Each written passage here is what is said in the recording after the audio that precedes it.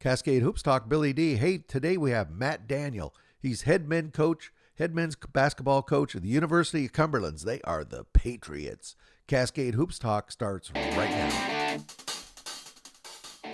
Cascade Hoops Talk, produced in the shadow of the beautiful Cascade Mountains and bringing the world NAIA basketball. One podcast at a time.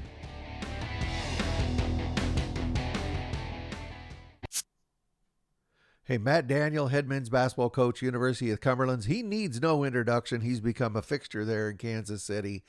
He's really got that program cooking there at down there at University of the Cumberlands. I really enjoy talking to Matt and being around his staff. We've had his assistant on before, Kyle Bush. I've interviewed him a couple of times.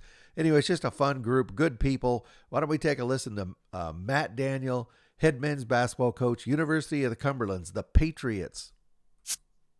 Cascade Hoops Talk, Billy D. Hey, I got Matt Daniel. He's the head men's basketball coach at the University of the Cumberlands.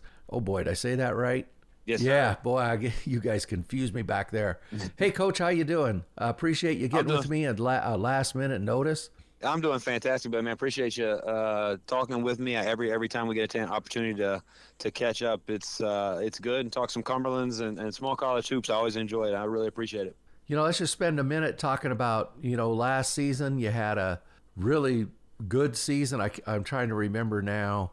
Oh, crap, I had all these up. Hang on. You went 24-9, but 10, and most importantly, you went 10-2 in the Mid-South, which is really tough to do. Just talk about overall your season last season. Yeah, I thought we did really well. Obviously, getting back to Kansas City is always huge. Yep. And, you mentioned the success we had within our conference. We won the regular season in our league. Back to back, and we won it 2 years ago as well. So that was obviously a great accomplishment. We had more stumbling blocks last year than 2 years ago outside of league play. We dropped a couple of non-conference games, even a couple at home, went through a really tough stretch in early December, had some really tough opponents and just we're really still trying to find ourselves and came up short in those games, which I think did lead to us getting better, making the right improvements to have the success we did in conference play. But you mentioned I've got so much respect for all of the schools and programs and coaches in our league. Yeah. So to have the success that we had within the Mid-South was really, really gratifying for our guys, because I just think the world of really all the coaches and all the teams and players in our conference. And I think it says a lot to the year that we had to be able to have so much success within the Mid-South. Well, yeah, and the proof's in the pudding. I mean, you win the conference, you go 10-2, and then you look up at Kansas City and you look around, you go, wow, there's three of us here. We're one of the smallest conferences in the country. That speaks for itself. Yeah, absolutely. And everybody knows about, Georgetown's long-standing history in the NAIA, and obviously Freed has been a juggernaut here the last couple of years here and had some great teams. And obviously, Coach Briggs, is phenomenal, and Coach Stutch is the same. But I think you mentioned all three of us make the tournament, all three of us make it all the way to Kansas City. You look at the other four teams that are in our league, it's a lot of the same. I think all four of those coaches just deserve a lot of credit for the jobs that they do. Coach Vernon at Campbellsville is top tier. Coach Starks at Lindsey Wilson. Obviously, Coach Britt at Bethel has done it a long time and made multiple trips himself to Kansas City. And Eric, Coach Eric down there at Cumberland U is just, again, same thing, is really got the job late a couple of years ago, and you just saw their improvement last year at Cumberland U. So really all the teams in our league, and again the schools, the athletic departments, the coaches, the programs that they've built, I just couldn't have any more respect for all of them than I do. I want to go back to that period. It really started at the show. You lost to Northwestern, which was they were tough, and Ave Maria, another tough Florida school. Then anyway, that stretch, and I remember talking to Kyle during that stretch, and what you guys were doing, you guys were pulling through, you guys were keeping the course. Talk about what I always like to, I think you learn a lot more from tough stretches than you do winning streaks. When you got through that, what did you learn about yourself, your team, and getting through tough streaks? Well, I never, us, myself, and our staff, we never really, I think, lost hope that we were still a quality team. As you mentioned, we were playing some really quality opponents. Prior to that, we started the year 9-0. So prior to that 4-game stretch, the quality of competition was good, but it was not to the level of, we go down to the show and play Northwestern and Ave, yeah. and who's both national tournament teams. And then we go, immediately as soon as we got back from the show, then we go to Dalton State, another national tournament team as well. And so it wasn't as if we were getting beat by bad opponents. It's also not like we were really getting beat bad. We just were coming up, especially in the Ave and the Dalton games were both 1-2 possession games. So we knew we were close. The main thing in those stretches we felt like was to keep our guys to stay the course, keep them believing, keep them, keep the train on the tracks with those guys. Because we never lost hope or faith. And to our guys' credit, and they deserve more credit than we do, because they're the ones out there doing the things on the court. They just stayed after it, and they continue to work hard. And we had to fix a few things and commit to some other things that we hadn't done prior. And I think that really helped shape the course of our season, to be honest. Yeah, the guys really was what I was thinking about, because things can really go south in the locker room after the 4th straight loss. Yeah. And for you guys to hold it together and then turn it right around, I think that's hats off to you guys. I just thought that was pretty impressive. So that's our guys. That's, again, I'm going to credit the we've had and the character of guys that we've had to be able to. You're exactly right, but I think a lot of the credit, majority of the credit, really goes to our players. So you're gearing up. We're talking on Saturday. You're going to start practice on Monday. You've got some holes to fill. I know you know all this, but your top 3 scorers, Anthony Johnson's out at, where's Arizona State? Yeah, Sun Devil. Arizona State. Yes, sir. Yeah. Cromer's graduated. DJ Jones, top 3 scorers. You have some holes to fill. So, what have you been doing in the off season? What were your goals as you rebuilt this team and went out and hunted recruits? Yeah, obviously you mentioned those 3, and I'll take it even a step further. Mention Harry Morris, who was first team all conference. Obviously was very limited in the national tournament, which was unfortunate with a calf injury. And then Robertus Unitas started a bunch of games over 2 years that he was here, and just loved what Rob could do. So you could argue that maybe our 5 most important players, or 5 of our 6 most important players, or however you want to term it, are all gone. And the thing about all those guys is they were all 2-year guys. So they didn't just see a lot of winning last year. They've seen a lot of winning over the last 2 years. So that core group right there was a huge part of 52 wins over the last 2 seasons. So hard to replace. Obviously, we knew it was going to be a little bit of a year to turn the roster over a little bit.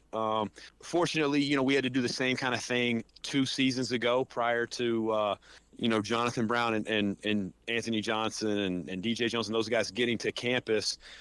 We had to replace a lot of our production, and that core was with Jahi Henson, Stephen Fitzgerald, and those guys. That's right. Yeah. So it's not totally foreign to us to have to bring in a lot of key pieces. But how recruiting sometimes it's you can strike lightning in a bottle, and we got very fortunate with some of those guys. So excited about the guys we've brought in, excited about the group that we've had here in the preseason. They've worked very hard. But it's going to be a new challenge and a totally new group. So, we're really excited to see how it takes shape. You're very lucky that you have a staff. Kyle's been with you for quite a while. He's a guy you can trust. Your dad helps you out. You have a staff you can trust to delegate work to help you get through. It's a grinder being a college coach. I don't have to tell you that. How much does that mean to have those people around you? Oh, it means the world. As you mentioned, those 2.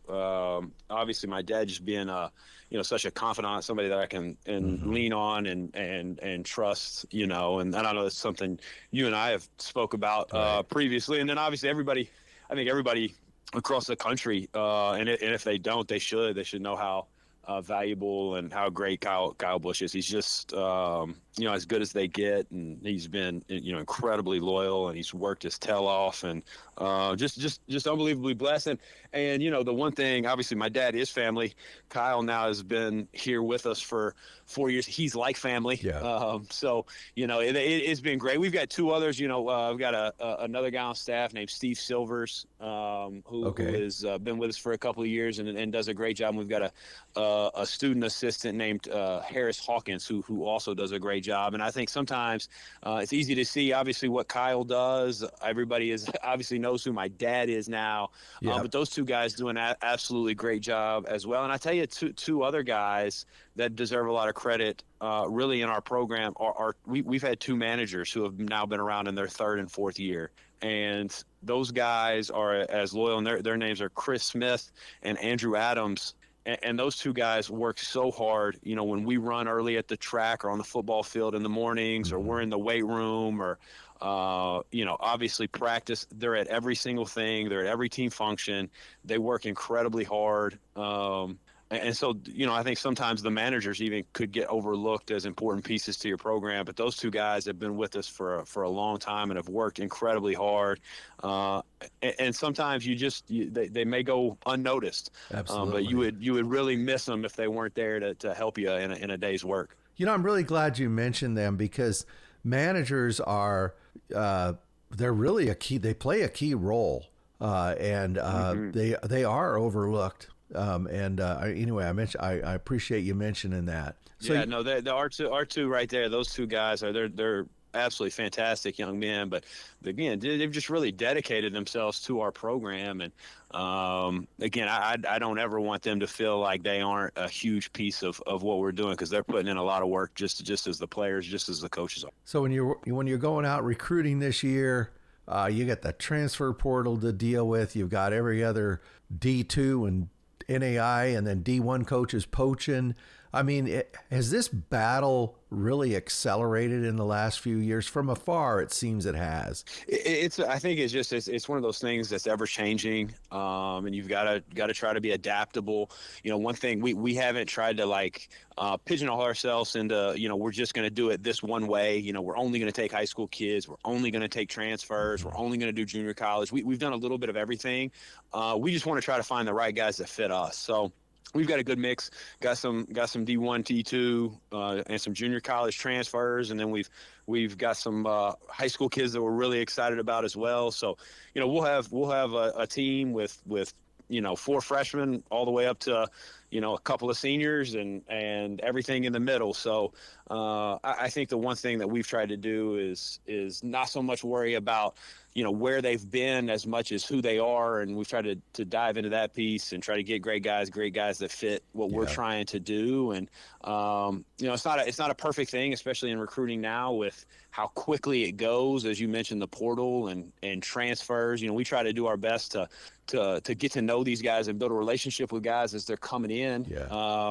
But it is challenging. It's not like some of these guys we're not recruiting for 2 and 3 years. Those type of things, as maybe it was a while ago. So things move a little bit faster. You just do your best to try to find the guys that fit you culturally and fit your university academically and culturally, and fit your basketball program from a basketball playing standpoint. I'd like your opinion on something, because I talk to a lot of coaches, and it seems like when one recruiting route starts to dry up by high school kids, or guys start leaving, or another one opens up. So in other words, if the D1s are pulling up a lot of your guys, then the high school and the JC seems to open up. Have you found that? Have you seen that the routes have changed? Yeah, I have, and I think the thing, the best way for us to get in on certain transfers is to have a previous relationship somehow with somebody in their life, whether it's them, the player we recruited them, at a past stop, and maybe they're leaving again, or they're, out of high school, we recruit them, they went to somewhere else, and then you got to change. It helps to have a previous relationship. Junior college, it helps to know a lot of junior college coaches. A lot of junior college coaches have been very kind to us and given us access to their guys to be able to recruit. And then, same with high school. We try really hard to recruit our state. We try really hard to recruit Kentucky. And so, fortunately, I coached in Kentucky. I coached some high school in Kentucky. My father did the same. So we feel like we know a lot of people in our state, but continuing to build those relationships, I think, is really important. But, it's just important to try your best to, whatever avenue you can, and just stay after it to try to find the best players. It's not a perfect science. You just try to work at it constantly, and know as many kids as you can, and know as many people as you can to give yourself the best chance. And we're lucky here at UC, man. Cumberlands, we have a wonderful campus. Our school is thriving. So when we get an opportunity to sell, something specifically that I love, I enjoy doing that, because I really do. I believe in our place. I believe in our school. I believe in our program.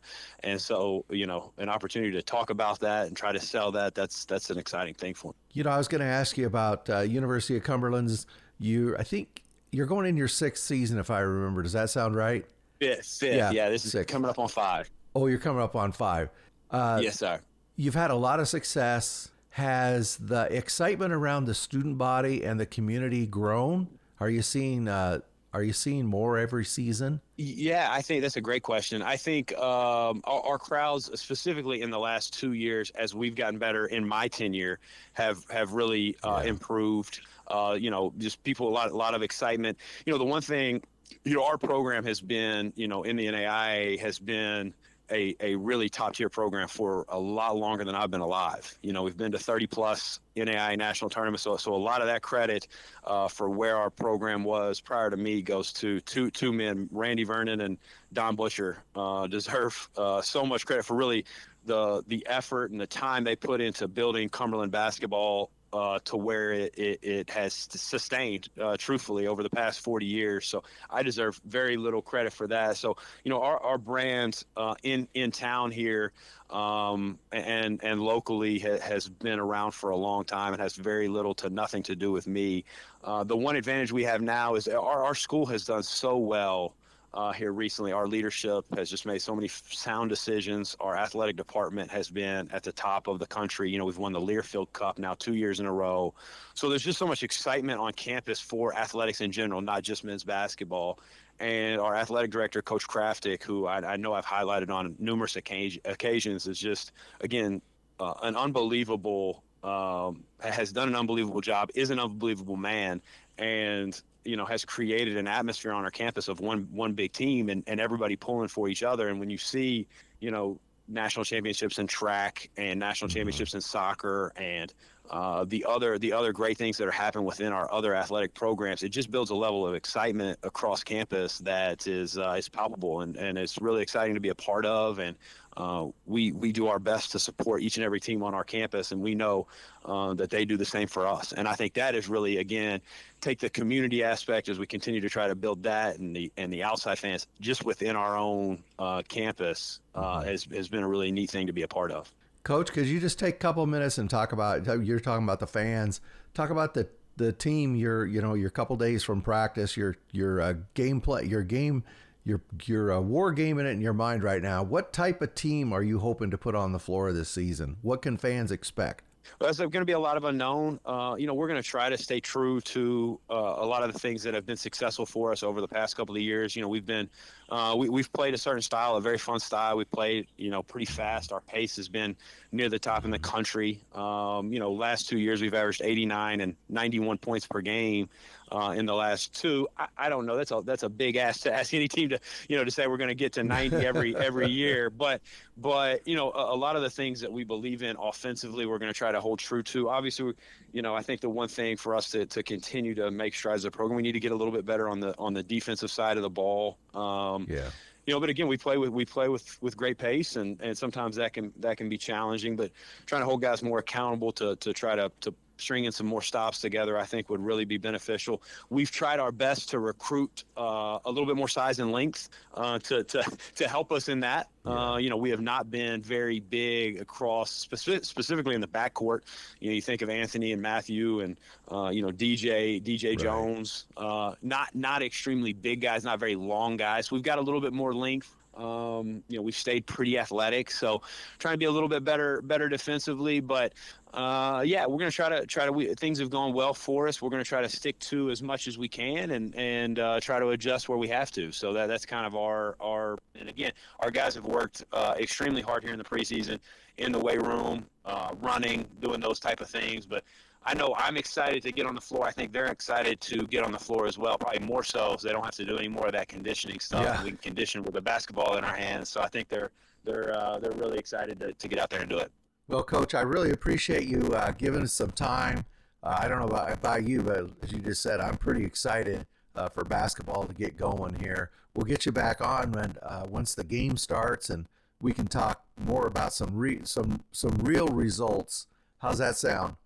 Absolutely, and like always, Billy, man, I appreciate you. Appreciate all you. Small college hoops it's so important to me, and obviously what we're doing, and just the ability to highlight it through you and your platform you've built here is really great. So thank you, buddy, and I can't wait to catch up later. Okay, well, I really appreciate it. Thanks a lot. That's Matt Daniel. He's the head men's basketball coach, University of the Cumberlands. They are the Patriots. Thank you, Coach. Thank you, Billy.